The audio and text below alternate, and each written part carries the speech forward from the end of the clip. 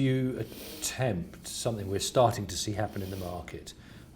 Do you attempt to monetize those? I like the use of the word attempt because, again, I think this is a region that I've spent 30 years in the public sector trying to improve information for good decision making. I would say that it's grown in terms of its opportunities and its abilities over the last 30 years, but there is still a lot more work that can be done. The key thing in terms of the business analysis is to make sure you can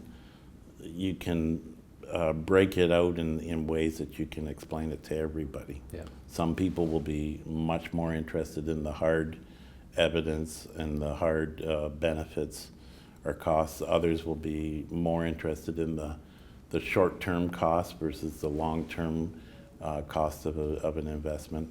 You need to make sure that you're doing and producing and communicating the analysis in such a way as it can be understood by a number of people coming from different perspectives. If I'm up talking about the cost of congestion, if I'm talking to the chief economist or the Minister of Finance or Deputy Minister of Finance, they want to know the impact on the provincial revenues, tax revenues.